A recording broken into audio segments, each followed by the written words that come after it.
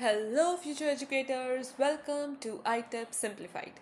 I know you are about to begin your new iTep journey, and you probably have a lot of questions right now, like what exactly are you going to study, what your subjects will look like, how your first year will be, and how you can deal with this entirely new course. So you don't have to worry so much, okay? In this video, we are going to take a simple look at your first year journey in iTep and also understand that how this channel will help you throughout your journey. Okay, so let's begin into this journey together. Up before we begin, let me just give a brief introduction of myself and also the reason behind this channel. So I am an ITEP student at Delhi University and have recently completed my first year of this course with the and also qualified NSET with a score of 484. तो while I was in my first year मैंने realise किया कि भाई इस course के ऊपर ज़्यादा resources available हैं नहीं जो कि बेसिकली हमारे एग्ज़ामिनेशन पॉइंट ऑफ व्यू से फोकस करते हैं. ठीक है, जो रिसोर्सेज अवेलेबल हैं उनका content is more towards the entrance examination preparation of NCET, while forgetting कि जब बच्चा एक्चुअली हमारे वाले कोर्स में स्टेप इन करता है एट दैट टाइम ऑल्सो हमें रिसोर्सेज की नीड पड़ती है. तो इसीलिए I decided to start my channel so that I can create the kind of resources I wish I had when I began my ITEP journey. So, the content which I will provide you will basically help you understand your subjects clearly, prepare for your university exams, and also will help you navigate through this new course with a little more confidence. Okay, so while I am also learning and growing through this journey, I hope this channel can make your journey a little better and simpler. अब सब कुछ छोड़ के I will take a moment and just say this congratulations. Okay, if you are watching this video as someone who has successfully qualified for ITEP, then you have actually crossed a very important milestone. आप लोगों ने hard work किया है, ठीक है, एनसेट को clear किया है, you have actually earn your place in this course. So take a moment and appreciate your self. You finally did it, So for that, you deserve to pat yourself on the back. So once again, congrats on officially beginning your journey towards becoming a future educator. Now, moving forward, let me tell you कि हम इस video में आज क्या क्या cover करने वाले हैं. ठीक है, तो first will take a look कि आपका ओवरऑल स्ट्रक्चर फर्स्ट ईयर का आईटेप में कैसा होगा. ठीक है, मतलब आपकी अकेडमिक जर्नी कैसी होगी बेसिकली. उसके बाद we'll go through different subjects and their credit structure, ताकि आपको एक बेसिक आइडिया हो जाए कि आप लोग पढ़ेंगे क्या चीज़. देन मैं कुछ कॉमन क्वेश्चंस जो हमारे में माइंड में आते हैं जब आप शुरू करने वाले हो तो कोई भी नई चीज़, उनके बारे में हम थोड़ी सी बातचीत करेंगे. ठीक है, क्योंकि when I was a fresher मेरे दिमाग में भी ये सारे क्वेश्चंस घूम रहे थे. And then after all these, I'll finally tell you ki how ITEP Simplified, this channel will help you throughout this journey. ठीक है, तो by the end, by the time we are done with this video, आप लोगों को एक better idea हो जाएगा कि आपका फर्स्ट ईयर कैसा होने वाला है, इस कोर्स में आप क्या क्या एक्सपेक्ट कर सकते हैं, या फिर ये चैनल आपको कैसे हेल्प करेगा आपके रिसोर्सेज को प्रोवाइड करने में. ठीक है, तो लेट्स बिगिन एंड सी कि आपका फर्स्ट ईयर कैसा होगा. ठीक है, so your first year will be basically divided into 2 semesters, semester 1 end semester 2. अब हर सेमेस्टर के एंड में आप लोगों की हो गए सेमेस्टर एग्जामिनेशंस. ठीक है, so you will basically have 2 examination, one eight the end of semester 1 and second exams eight the end of semester 2. अब ये जो आपका सेमेस्टर है वो बेसिकली क्रेडिट स्ट्रक्चर के अराउंड रिवॉल्व करता है. ठीक है, अब क्रेडिट स्ट्रक्चर आप लोगों को समझाने से पहले मैं आपको बता देती हूँ एक क्रेडिट का मतलब क्या होता है. ठीक है, सो क्रेडिट बेसिकली मीन्स कि आप लोग के सब्जेक्ट में कितना अकेडमिक वेट है. ठीक है, सिंप्लीफाइड टर्म्स में मैं आपको एक्सप्लेन करती हूँ कि क्रेडिट बेसिकली क्लास होती है कि आपकी एक सब्जेक्ट की एक पर्टिकुलर वीक में कितनी क्लास लगेंगी. हमारा जो कोर्स है वो बेसिकली 2 क्रेडिट और 4 क्रेडिट्स के अराउंड रिवॉल्व करता है। इसका मतलब ये है कि अगर 2 क्रेडिट्स लिखा हुआ है तो आपकी उस पर्टिकुलर सब्जेक्ट की 2 क्लासेस होंगी हर हफ्ते में, ठीक है, 2 classes per week. In the same way जब हम 4 क्रेडिट्स की बात करते हैं then you will have 4 classes of that particular subject in 1 week, ठीक है। तो अब बेसिकली आई थिंक आपको क्रेडिट क्लियर हो गया होगा। तो आपके फर्स्ट सेमेस्टर में और सेकंड सेमेस्टर में, मतलब हर सेमेस्टर आप लगा लो, आपके हर एक सेमेस्टर में आपको 22 क्रेडिट्स करने होते हैं, चाहिए होते हैं, ठीक है। और इस वजह से द टोटल ईयर क्रेडिट्स जो आपके बनते हैं वो होते हैं 44। तो आपके एक ईयर में 44 क्रेडिट्स होंगे टोटल, ठीक है। अब इसको और बेटर वे में मैं एक्सप्लेन करती हूँ थ्रू दिस सिलेबस रेफरेंस। अब ये जो चीज़ है, ये जो टेबल है, ये मैंने आपकी एक्चुअल जो सिलेबस है उससे उठाया है, ठीक है। तो अब मैं आपको जो आपका क्रेडिट स्ट्रक्चर है उसको अच्छे से एक्सप्लेन कर देती हूँ। तो अब ये जो आपको करिकुलर कंपोनेंट है इसके अंदर जो कुछ भी दिख रहा है ये बता रहा है कि आपके जो सब्जेक्ट्स है वो किस एरिया से बिलोंग करते हैं। जैसे कि वो फाउंडेशन या एजुकेशन एरिया से बिलोंग करते हैं या फिर डिसिप्लिनरी कोर्सेज होते हैं। डिसिप्लिनरी कोर्सेज बेसिकली आपके जो डोमेन डीएससी कोर्स हो जाता है ना, वो होता है आपके डिसिप्लिनरी कोर्सेज, ठीक है। तो वो आपके डीएससी कोर्सेज के अंडर आ जाता है। ऐसे ही वैल्यू एजुकेशन कोर्सेज देखने को मिलेंगे आपको, या फिर एईसी एबिलिटी एनहांसमेंट कोर्सेज मिलेंगे, ठीक है। उनके बारे में भी हम डिस्कस करेंगे। तो अभी मैं फ़िलहाल सिर्फ इसको देख लेती हूँ। यहाँ पे ये जो S1 और S2 लिखा हुआ है इसका मतलब है कि आपका सेमेस्टर 1 और सेमेस्टर 2, ये आपके टोटल 8 सेमेस्टर्स यहाँ पे प्रॉपरली शो किए गए हैं, ठीक है। अब इस सेमेस्टर 1 के नीचे आप देख सकते हो कि यहाँ पे 4, यहाँ पे 8 ऐसे नंबर्स मेंशन्ड है। तो ये आपके क्रेडिट्स दिखाए हुए हैं पर सेमेस्टर की। हर सेमेस्टर में आपको उस पर्टिकुलर सब्जेक्ट के कितने क्रेडिट्स हैं, या आपको वो सब्जेक्ट पढ़ना होगा या नहीं पढ़ना होगा, ठीक है। अब जैसे यहाँ पे आप EIE का देख सकते हैं। EIE जो है उसके आपके पास 4 क्रेडिट्स है सेमेस्टर 1 में। इसका मतलब ये है कि आपको evolution of Indian education, EIE short form में, तो आपको इसके टोटल 4 क्रेडिट्स हैं, मतलब 4 क्लासेस होंगी पर वीक, ठीक है। Similarly sociological perspective of education है तो उसकी आपकी टोटल 4 क्लासेस होंगी सेमेस्टर 2 में, ठीक है। अब ये तो हो गए हमारे फाउंडेशन कोर्सेज की बात। जब हम डिसिप्लिनरी या फिर आपके डोमेन स्पेसिफिक कोर्स, अब डोमेन स्पेसिफिक कोर्स कौन से होते हैं कि जौन से सब्जेक्ट में आप मेजर अपना करना चाहते हो या फिर अपने माइनर सब्जेक्ट्स को जो आप चूज़ करते हो, ठीक है। तो आपके डोमेन स्पेसिफिक सब्जेक्ट्स आपके मेजर और माइनर सब्जेक्ट्स हो जाते हैं।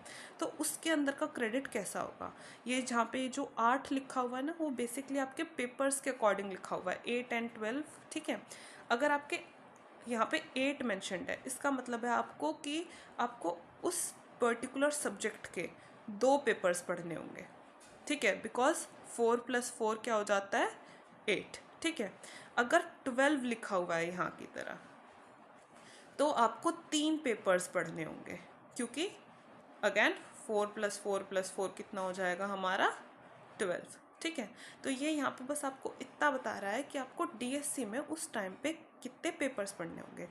अब एक और इम्पॉर्टेंट बात मैं आपको बता देती हूँ, जो आपके एग्ज़ाम्स होंगे उसमें आपको अपना ये जो फाउंडेशनल वो है उस पर फोकस करना होगा और डीएससी वाले पे फोकस करना पड़ेगा ज़्यादा, क्योंकि वो आपके रिटन एग्जामिनेशंस होंगे तो उसकी आपको थ्योरी आनी चाहिए, ठीक है।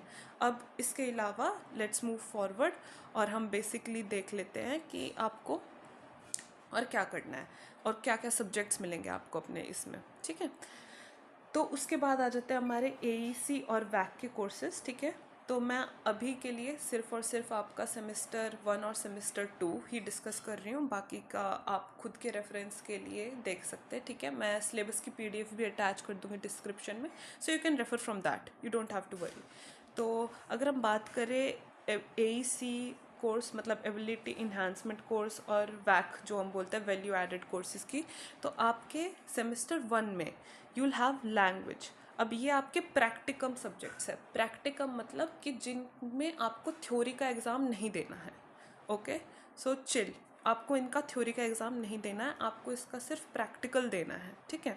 तो जो लैंग्वेज 1 है या लैंग्वेज 2 है आपके सेमेस्टर 2 में, ठीक है, आर्ट एजुकेशन है, अंडरस्टैंडिंग इंडिया है, ये जो जितने भी कोर्सेज यहाँ पे लिस्ट डाउन है, ठीक है, उन सब के अकॉर्डिंग आपको ये पता चल जाएगा कि आपके कौन कौन से सब्जेक्ट आने वाले हैं कौन कौन से सेमेस्टर में, ठीक है। So you can list down your subjects from here, okay, from this part of the table. और ये एंड में जो टोटल लिखा हुआ है, ये टोटल क्रेडिट्स जिसके बारे में हम पहले ही बात कर चुके हैं वो है कि how many total credits do you have in per semester. So this is 22 credits, ठीक है। नाउ अब इसके साथ साथ मैं आपको बता देती हूँ कि क्योंकि आप लोग डुअल डिग्री कर रहे हो, ठीक है, so you are in getting involved in 2 different majors. One is education and one is whatever domain specific major you are choosing, ठीक है। तो इसकी वजह से आप लोग 2 डिफरेंट डिपार्टमेंट्स में इन्वॉल्व हो गए। एक होगा आपका एजुकेशन डिपार्टमेंट जो सबके लिए सेम होगा जितने भी आईटेम बच्चे हैं, क्योंकि आप एजुकेशन की डिग्री तो करोगे ही, बीएड इज़ कॉमन और उसके होंगे सेम सब्जेक्ट्स। पर जो आपका डीएससी होगा, डोमेन स्पेसिफिक कोर्स होगा, वो सबका वेरी कर सकता है। अब जैसे मैं खुद का एग्जांपल लेके बताऊं तो my major subject is history, तो मैं हिस्ट्री डिपार्टमेंट के अंडर पढ़ती हूँ और एजुकेशन डिपार्टमेंट के अंडर पढ़ती हूँ बीएड की डिग्री के लिए। तो आप उससे ये सब देख सकते हैं कि आपका जो डोमेन स्पेसिफिक सब्जेक्ट होगा, जो भी वो डिपेंड करेगा आपके सब्जेक्ट कॉम्बिनेशन पे, और वो डीएससी सब्जेक्ट्स क्योंकि सबके अलग होंगे तो इसीलिए वो चीज़ मैं इस चैनल पे कवर नहीं करूँगी, ठीक है। पर जितने भी एजुकेशन रिलेटेड कोर्सेज़ हैं उसको हम यहाँ पे कवर करेंगे क्योंकि वो सब आईटेप स्टूडेंट्स के लिए कॉमन है। Now let's move forward and take a quick look कि आपका हर सेमेस्टर में कौन कौन से सब्जेक्ट्स इन्वॉल्व है, ठीक है। तो बेसिकली सेमेस्टर 1 में you have evolution of Indian education जिसके 4 क्रेडिट्स हैं, मतलब 4 क्लासेस हैं। Then we have understanding India part 1 जिसके 2 क्रेडिट्स हैं। लैंग्वेज 1, इसमें जो लैंग्वेज है मैं आपको बता देती हूँ, लैंग्वेज 1 और लैंग्वेज 2 ये आपकी डिफ़र कर सकती है जो जो लैंग्वेजेस आपका कॉलेज ऑफर करता है उसके ऊपर। लाइक मेरे पास जो मैंने पर्सनली पढ़ी है वो हिंदी और इंग्लिश अवेलेबल थी, तो मैंने लैंग्वेज 1 मेरी हिंदी पढ़ी है और लैंग्वेज 2 मैंने इंग्लिश पढ़ी है, ठीक है। तो वो डिपेंड करेगा। Then we have arts, arts में होगा आपके पास परफॉर्मिंग एंड विजुअल जिसके अंदर हम आर्ट एंड क्राफ्ट वाली चीज़ की बात करते हैं, एंड क्रिएटिव एक्सप्रेशंस जिसके अंदर हमारा थिएटर आ जाता है, ठीक है। दिस विल हैव 2 क्रेडिट्स, ठीक है। Then we'll have teacher and society जिसके अगेन 2 क्रेडिट्स हैं। Then we'll jump on to the semester 2। अब इसमें आपके पास सोशोलॉजिकल पर्सपेक्टिव ऑफ एजुकेशन है जिसके 4 क्रेडिट्स हैं। अंडरस्टैंडिंग इंडिया पार्ट 2 है जिसके 2 क्रेडिट्स हैं, एंड लैंग्वेज 2 है, ठीक है। सो दिस इज सिंपल, ये आपको अपने सिलेबस में भी मिल जाएगी, ठीक है।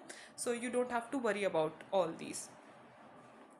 अब हम आगे चलते हैं और ये देखते हैं कि what each of this subject will cover, ठीक है, मतलब हर इस सब्जेक्ट में क्या क्या चीज़ आपका सिलेबस कवर कर रहा होगा। तो जब हम एवोल्यूशन ऑफ इंडियन एजुकेशन की बात करते हैं तो वो कवर करता है कि जो हमारा एजुकेशन सिस्टम है वो फ्रॉम एंशियंट टाइम मतलब हमारा जो गुरुकुल सिस्टम वगैरह था वहाँ से लेके अभी जो हमारा मॉडर्न एजुकेशन सिस्टम है, एग्जामिनेशन ओरिएंटेड सिस्टम है, वहाँ तक कैसे पहुँचा है, ठीक है। अंडरस्टैंडिंग इंडिया पार्ट 1 में आप जो इंडिया के नॉलेज सिस्टम है या हमारा जो कल्चर है, जो हेरिटेज है, लिटरेचर है, उन सब के बारे में सीखेंगे, ठीक है।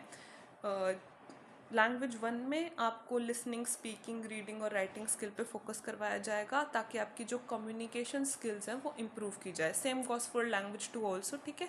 इसमें बस थोड़ा सा उस चीज़ को बढ़ा देंगे and you will get new things involve like critical thinking and stuff. तो एज सच कुछ तोप नहीं है, सिंपल होगा आपका ये। आर्ट्स एंड क्रिएटिव एक्सप्रेशन की बात करें तो इसके अंदर हमारे पास 2 ऑप्शन होंगे। नाउ दिस इज़ इम्पॉर्टेंट क्योंकि ये आप लोगों को समझना पड़ेगा। आर्ट एंड क्राफ्ट जो आर्ट्स वाला है इसमें आपके पास एक तो आर्ट एंड क्राफ्ट का ऑप्शन होगा और एक आपके पास थिएटर का ऑप्शन होगा। अब थिएटर का ऑप्शन और आर्ट एंड क्राफ्ट के ऑप्शन के बीच में से आपको सेमेस्टर 1 में चूज़ करना पड़ेगा, ठीक है, कि either you take art and craft और यू टेक थिएटर। पर इसका मतलब ये बिल्कुल भी नहीं है कि अगर आपने सेमेस्टर 1 में आर्ट एंड क्राफ्ट में ले ली तो आप थिएटर कर ही नहीं पाओगे। नहीं, आपको सेमेस्टर 6 में दोबारा से ऑफ़र किया जाएगा यही सेम वो, और उस टाइम पे जो चीज़ आपने चूज़ नहीं की थी वो चीज़ आपको सेमेस्टर 6 में मिलेगी। फॉर एग्ज़ाम्पल, मैंने आर्ट एंड क्राफ्ट लिया था सेमेस्टर 1 में, तो अब मेरे को जो थिएटर है वो मिलेगा सेमेस्टर 6 में। I hope this is clear. और क्योंकि ये एक टोटली प्रैक्टिकल चीज़ है और ये आपके college to college and teacher to teacher depend करेगी, तो इस सब्जेक्ट को मैं अपने चैनल पे कवर नहीं कवर करूँगी, बिकॉज़ इसमें आपका कोई भी थ्योरेटिकल पार्ट है ही नहीं। तो because of that we won't be covering this part. Then let's talk about next subject, that is teacher and society. तो इसमें आप बेसिकली टीचर के रोल, उनकी आइडेंटिटी, उनके एथिक्स क्या होते हैं कंटेम्प्रेरी सोसाइटी में, उन सब के बारे में आप समझोगे। ठीक है, अब सेमेस्टर 2 पे आ जाते हैं। सेमेस्टर 2 में आपके सब्जेक्ट्स है सोशोलॉजिकल पर्सपेक्टिव्स ऑफ एजुकेशन। तो इसमें बेसिकली आप ये पढ़ोगे कि सोशली जब हम सोसाइटी के उससे नज़रिए से देखते हैं तो आप एजुकेशन को कैसे व्यू करते हैं। इसमें आपके सोशल सिस्टम आ जाएंगे एंड स्टफ। तो it is easy, you don't have to worry. General है, ज़्यादा मुश्किल नहीं है ये सब। ठीक है, अंडरस्टैंडिंग इंडिया पार्ट 2 में भी आपका फ़िलॉसफी, एथिक्स, कल्चरल, लाइफस्टाइल, मतलब जो आपने पार्ट 1 में पढ़ा है ना, उससे स्लाइटली एडवांस्ड चीज़ आप सेकेंड पार्ट में पढ़ेंगे। ठीक है, लैंग्वेज 2 के बारे में हम ऑलरेडी बात कर ही चुके हैं। तो अब एक और इम्पॉर्टेंट चीज़ मैं इसमें ये बता देती हूँ कि आपका सिर्फ और सिर्फ ईआई और सोशोलॉजिकल पर्सपेक्टिव ऑफ एजुकेशन का होगा रिटन एग्ज़ाम। ठीक है, मतलब थ्योरी एग्ज़ाम जिसकी थ्योरी आपको अच्छे से याद करनी है वो होगा ईआई और एसपीई का। ठीक है, understanding India, language, teacher and society, art and craft और theatre, understanding India part 2, language 2, these are all practicum subject. तो ये आपके कॉलेज पे, आपके टीचर पे ज़्यादा डिपेंड करेंगे अलॉन्ग विद द थ्योरी। मतलब इसका सिलेबस जो होगा वो मैं आपको दूंगी, थ्योरी भी करवाऊंगी, बट मेरे जो चैनल का मेन फोकस होगा वो आपके एग्जामिनेशन पॉइंट ऑफ व्यू से होगा। तो मैं इसमें बहुत अच्छे से आपको ईआई और एसपी का करवाऊंगी, क्योंकि इसका आपको at the end written exam देना है। ठीक है, बट इसका मतलब ये बिल्कुल भी नहीं है कि हम लोग इसके बारे में डिस्कस नहीं करेंगे या डाउट्स वगैरह नहीं पूछेंगे। अगर आपको कोई भी डाउट होती है किसी भी चीज़ से रिलेटेड, किसी भी सब्जेक्ट से रिलेटेड, आप मेरे को कमेंट डाउन कर सकते हो। I will surely try to answer that, तो you don't have to worry about that. Okay, अब हम आ जाते हैं कि मैं आपको आईटेप सिंप्लीफाइड पे कैसे पढ़ाऊँगी। तो मैं आपको बेसिकली प्रोवाइड करूँगी यूनिट वाइज एक्सप्लेनेशन। मतलब हम यूनिट उठाएंगे, उसको पार्ट्स में डिवाइड करेंगे जो कि आपके सिलेबस के अकॉर्डिंग है, और हर एक पार्ट को एक एक वीडियो में कवर करेंगे, ताकि आपको किसी भी पार्ट्स में दिक्कत हो तो आप मेरे को साथ के साथ पूछ लें। उसके साथ साथ आपको मिलेंगे स्ट्रक्चर्ड नोट्स, मेरे खुद के हैंड रिटन नोट्स हैं, मैंने खुद ने उनको एग्ज़ाम्स में यूज़ किया है। तो you don't have to worry, and trust me, notes बनाना एज सच डिफ़िकल्ट टास्क नहीं है। ठीक है, तो मैं आपको स्ट्रक्चर्ड नोट्स भी प्रोवाइड करूँगी, so you don't have to worry about notes. उसके अलावा हमारी एग्ज़ाम ओरिएंटेड अप्रोच होगी। इसका मतलब मैं आपको एग्ज़ाम के पॉइंट ऑफ व्यू से क्या इंपॉर्टेंट है क्या नहीं है वो सब भी बताऊँगी। साथ में PYQs भी करवाऊँगी, क्योंकि PYQs से ट्रस्ट भी बहुत सारा क्वेश्चंस आता है आपके पेपर में, तो वो PYQs करना बहुत इंपॉर्टेंट है।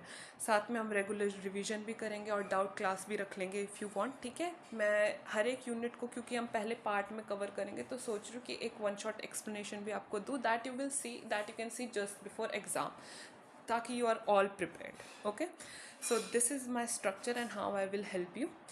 नाउ मूविंग ऑन, अब मोस्ट अवेटेड पार्ट आ गया है इस वीडियो का, इस सेशन का, that is I will be covering कि हमारे एज अ फ्रेशर्स जो क्वेश्चंस आपके दिमाग में हो गए, अब हम उनके बारे में बात कर लेते हैं थोड़ी सी। ठीक है, तो अब क्योंकि ये डुअल डिग्री है तो यू पीपल माइट वंडर कि ये एक्चुअली में बहुत ज़्यादा डिफ़िकल्ट है या नहीं है। तो ऑनेस्टली ये जो डिग्री है आईटेप इतनी डिफ़िकल्ट नहीं है। ठीक है, देखो, सब डिग्रीज़ जो होती हैं उनमें हार्डवर्क, कंसिस्टेंसी और प्रेजेंस लगता है। तो इट इज़ नॉट कि ये डिग्री बहुत ज़्यादा डिफ़िकल्ट है। हाँ, आप लोगों को असाइनमेंट मिलेंगे, आपकी असेसमेंट्स होंगी, एक्टिविटीज़ होंगे, आपको टास्क दिए जाएंगे, एग्जामिनेशंस होगी, पर वो सब डिग्री में होती है। तो it is not something that you will have to do extra. Okay, so you don't have to fuss over how you will manage. और अभी तो आप लोगों ने स्टार्ट भी नहीं किया है, ठीक है, तो चिल, इतना ज़्यादा मत सोचो कि ये डिग्री डिफ़िकल्ट है, क्योंकि ये डिग्री इतनी डिफ़िकल्ट नहीं है। हाँ, दिस इज़ इम्पॉर्टेंट कि आपको कंसिस्टेंट रहना पड़ेगा अगर आपको अच्छा स्कोर करना है, otherwise you can easily manage to pass. It is very easy to pass in this degree, okay, even if you write correctly, okay, क्योंकि जर्नलाइज्ड आंसर होता है तो आप अच्छे से लिख सकते हो उसको एग्जामिनेशन में, थ्योरी में तो आप बहुत अच्छे से ले ही सकते हो। अब ये रियल बेनिफिट्स की जो हम बात करते हैं आईटेप की, तो मेरे को ऐसा लगता है कि आप लोग ऑलरेडी इसके बारे में सर्च कर चुके होंगे कि इसमें आईटेप के बेनिफिट्स क्या क्या होते हैं, तो मैं इसको ज़्यादा लॉन्ग नहीं बनाऊंगी। इसमें बेसिकली जो आपका सबसे बड़ा फ़ायदा होता है वो है सेविंग एन ईयर, क्योंकि आपका बीए की डिग्री भी मिलती है, आपको बीएड की भी मिलती है। अगर आप इसको अलग से करोगे तो आपको 3+2 के स्ट्रक्चर में जाना पड़ेगा, पर क्योंकि आप 4 ईयर इंटीग्रेटेड कोर्स कर रहे हो तो इसमें आपको 4 साल में वो 5 साल वाली डिग्री मिल जाती है। तो ये इसका टॉप मोस्ट बेनिफिट होता है। इसके अलावा जो सेकंड बहुत अच्छा बेनिफिट होता है वो है कि आपको डिफरेंट पाथवेज मिल जाते हैं करियर के लिए, उसके बारे में हम बाद में बात करेंगे, ठीक है। तो this is basically for what are the benefits. इसके अलावा भी काफ़ी सारे हैं, but I don't think so कि वो एज सच हर एक बच्चे के लिए काम करेगा, तो आपके लिए बेसिकली ये ठीक है। नाउ लेट्स गो कि आप ये जो सिलेबस है, क्योंकि ऐसा बोलते हैं कि हमारा जो सिलेबस है आईटेप का वो बहुत ज़्यादा टफ है और मैनेज करने में दिक्कत होती है, but let me tell you कि भाई जो नेम्स होते हैं या फिर कि डुअल डिग्री है तो सिलेबस बहुत वास्ट है। देखो, वास्ट है सिलेबस, पर ज़्यादा डिफ़िकल्ट टू मैनेज नहीं है, ईज़िली मैनेज हो जाएगा। आपको पैनिक करने की ज़रूरत नहीं है। Just because you seek 2 degrees की एक डीएससी आपको पढ़ना पड़ रहा है बीए के लिए और आपको एजुकेशन पढ़ना पड़ रहा है, इसका मतलब ये नहीं है कि ये बहुत ज़्यादा डिफ़िकल्ट होगी मैनेज करने के लिए। तो बस आपको इतना ज़्यादा मत सोचो सिलेबस के बारे में, इजी है, ज़्यादा मुश्किल नहीं होगा, आप लोग मैनेज कर सकते हो। जैसे हर कोर्स, अब आप हर दूसरे डिग्री का भी लगा लोगे तो उसमें भी आपके पास वैक के कोर्सेज़ होते हैं, एईसी के कोर्सेज़ होते हैं। ऐसा तो है नहीं कि सिर्फ हमारी डिग्री में है, सारे डिग्रीज़ में होते हैं, तो सबका सिलेबस मैनेज हो जाता है। तो it is easy to manage, you don't have to worry much on this, you don't have to stress on it, okay. अब आ जाते हैं कि मैं अपनी मेजर सब्जेक्ट को एजुकेशन के साथ कैसे मैनेज कर सकता हूँ। सी, आपका मेजर सब्जेक्ट आपका डीएससी होगा एंड आपको उसके अलावा एजुकेशन भी पढ़नी पड़ेगी। तो जो मेजर सब्जेक्ट होता है वो एक कम्प्लीटली डिफरेंट थिंग हो जाती है एजुकेशन के उससे, ठीक है। एजुकेशन आप अलग पढ़ते हैं, मेजर सब्जेक्ट्स आप अलग पढ़ते हैं, ठीक है। वो बीए प्रोग्राम के अकॉर्डिंग भी हो सकता है या फिर बीए ऑनर्स के अकॉर्डिंग भी हो सकता है, डिपेंडिंग अपॉन द कॉलेज। तो जो आपका मेजर सब्जेक्ट है उसमें आपको कुछ पर्टिकुलर पेपर्स पढ़ने होते हैं जो कि सब डिग्रीज़ में बच्चों को पढ़ने होते ही हैं।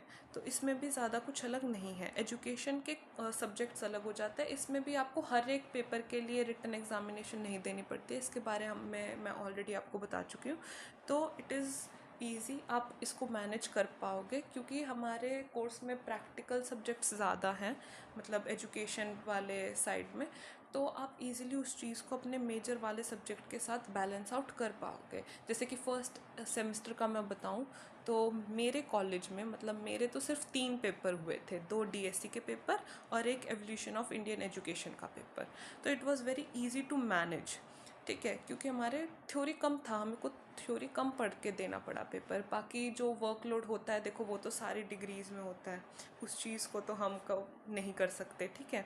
आपको एक्टिविटीज़ करनी पड़ेंगी, असेसमेंट करनी पड़ेंगी, बट ईज़िली मैनेज हो जाएगा।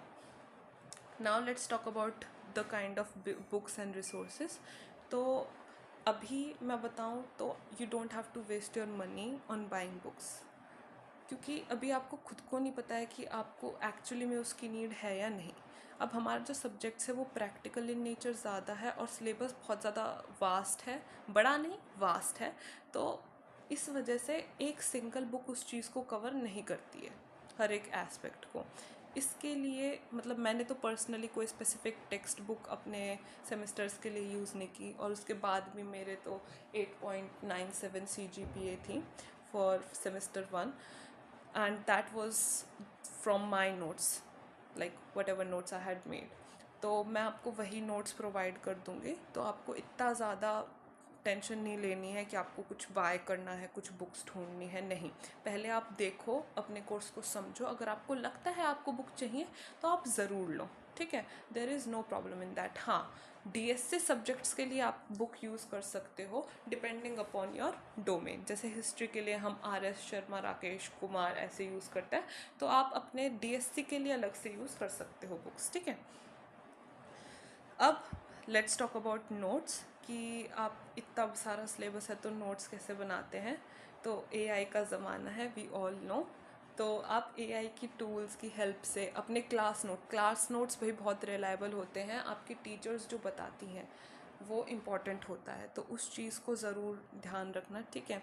PYQs बहुत इंपॉर्टेंट होते हैं, प्रीवियस ईयर क्वेश्चन से बहुत ज़्यादा आते हैं। तो जब आप नोट्स बनाने बैठते हो तो आप ना इन चीज़ों को यूज़ करना, लाइक योर AI टूल्स, ठीक है। बट AI टूल्स में जो सब कुछ दे रहा होता है सब कुछ करेक्ट नहीं होता है, तो please don't copy it. Use your own brain, study, analyse, और फिर उस चीज़ की रिलायबिलिटी कंफर्म होने के बाद आप उसको यूज़ करना, ठीक है। उसके अलावा आप अपने क्लास नोट्स हो गया, प्रीवियस ईयर क्वेश्चंस हो गया, उससे आप एक ये आइडेंटिफाई कर सकते हो कि कौन से टॉपिक इंपॉर्टेंट है, कौन से एरियाज़ पे फोकस करना चाहिए, नहीं करना चाहिए, और डिफ़िकल्ट कॉन्सेप्ट्स को सिंप्लीफाई करने में ये हेल्प करता है, ठीक है।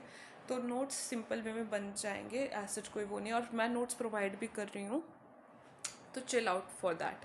और अगर आपको फिर भी बनाने हैं, because note making is very good thing to do, तो आप मेरे को बता दो, मैं एक प्रॉपर वीडियो की नोट्स कैसे बनते हैं वो आपको बना के दूंगी, ठीक है। You don't have to worry on that.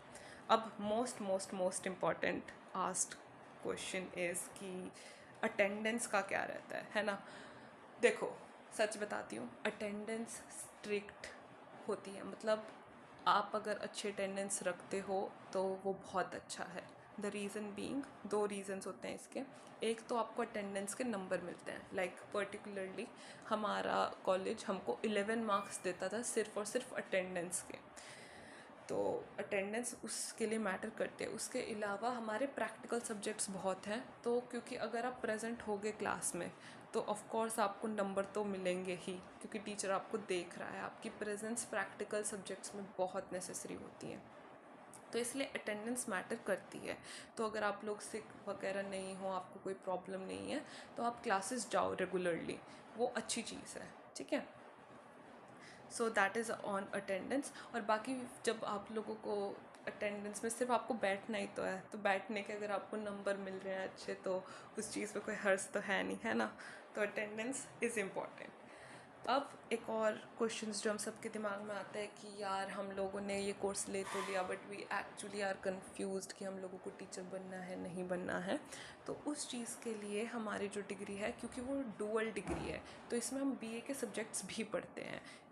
इसी वजह से आप लोगों के लिए ईजी है to switch on to different career paths, कि आप अपना ना BA की डिग्री की वजह से और करियर पाथ्स भी चूज़ कर सकते हो। जैसे अगर आपको टीचर नहीं बनना है, कोई बात नहीं, आपके पास एक एजुकेशन की डिग्री भी है, आप प्रोफेसर के लिए ट्राई कर सकते हो, रिसर्चर वाली फील्ड में जा सकते हो, there is absolutely no problem. उसके अलावा आपके पास क्योंकि BA की डिग्री भी है, तो आप अपना UPSC वगैरह जो होगे, सिविल सर्विसेज वाले जितने गवर्नमेंट एग्ज़ाम्स होते हैं उनके लिए तैयारी कर सकते हो। There is absolutely no problem in that, आप आराम से सब कुछ दे सकते हो। तो they are various different path, तो आपको स्विचिंग अगर करनी पड़ी बाद में जाके, तो you will easily be able to switch your career path, ठीक है। सो आई थिंक मैंने मोस्टली जो क्वेश्चन सब फ्रेशर के दिमाग में होते हैं वो कवर कर दिया, बट इसके अलावा भी अगर आपका कोई और क्वेश्चन है तो आप कमेंट में पक्का उसे लिख देना। I will try my best to answer it. और अगर ज़्यादा क्वेश्चन इकट्ठे होते हैं तो हम सिर्फ एक वीडियो रख लेंगे, एक सेशन रख लेंगे सिर्फ इस चीज़ के ऊपर, on answering what questions you had, okay। So with this we have finally come to the end of our video. Ab I know I have taken a lot of your time, almost half an hour, but I actually hope that when you find this video, you get a bit of help from it. So don't forget to like and subscribe if you find it useful, and let's get together, step together into this new journey. Bye bye, future educators. See you in the next one.